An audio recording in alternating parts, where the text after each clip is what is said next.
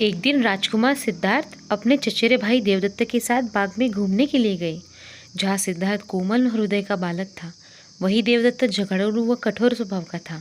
सिद्धार्थ की सभी प्रशंसा करते थे, देवदत्त की प्रशंसा कोई नहीं करता था। इसलिए देवदत्त मन ही मन सिद्धार्थ से जलता था। जहाँ वे दोनों घूम रहे थे, उनसे थोड़ी ही दूर पर एक हंस उड़ रहा था। उस हंस को देखकर सिद्धार्थ बहुत मन प्रसन्न हो रहा था। तभी देवदत्त ने कमान पर तीर चढ़ाया और हंस की ओर छोड़ दिया। तीर सीधा जाकर हंस कर लगा और वह घायल हो गया और छटपटाकर नीचे गिर पड़ा। सिद्धार्थ ने दौड़कर उस घायल हंस को उठाया। उसने हंस के घायल शरीर से बह रहे लहू को साफ किया और उसे पानी पिलाया। तभी देवदत्त वहां आ पहुंचा। उसने क्रोध से सिद्धार्थ की ओर देखा और बोला, इस हंस को चुपचाप मुझे दे दो। सिद्धार्थ, इसे मैंने तीर मारकर नीचे गिराया है। नहीं, सिद्धार्थ ने हंस की पीठ सहलाते हुए उत्तर दिया, मैं इस हंस को तुम्हें नहीं दे सकता। तुम निर्दयी हो। तुमने इस निर्दोष हंस पर तीर चलाया है। यदि मैं इसे न बचाता तो इस बेचारे की जान चली जाती। देखो सिद्धार्थ, देवदत्त उसे घूर कर बोला, और यह हंस मेरा है। इसे मैंने तीर मारकर नीचे गिराया है। इसे चुपचाप मुझे दे दो। यदि नहीं दोगे तो मैं राज दरबार में जाकर तुम्हारी शिकायत करूंगा। सिद्धार्थ ने उसे हंस देने से साफ साफ मना कर दिया।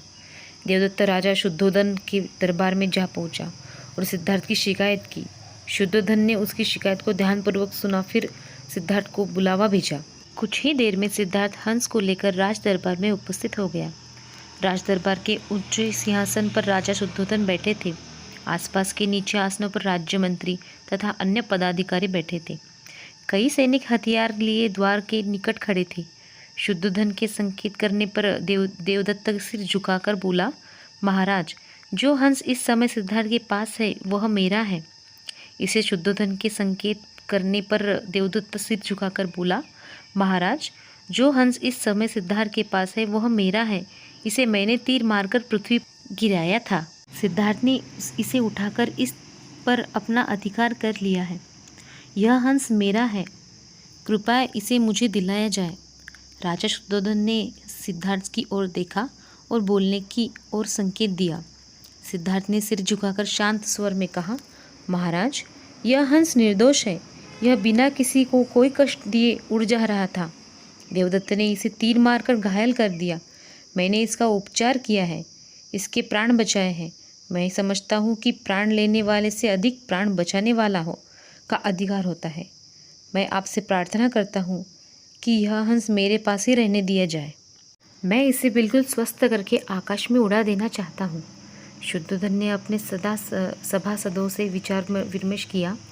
वे सभी एक ही स्वर में बोले, महाराज, राजकुमार सिद्धार्थ का कहना बिल्कुल ठीक है।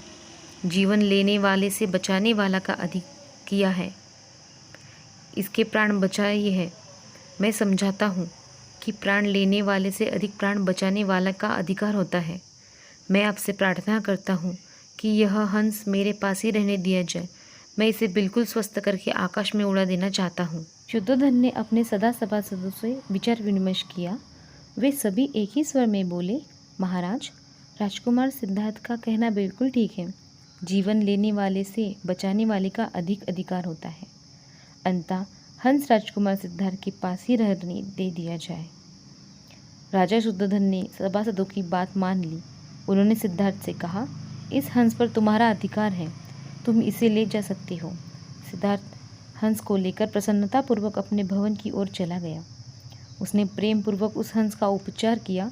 जब वह बिल्कुल ठीक हो गया तो उसने उसे उसके घोंसले की ओर उड़ा दिया। तो चलिए फ्रेंड्स, अगली स्टोरी में मिलते हैं कुछ नया कुछ खास लेके। तब तक के लिए बाय बाय।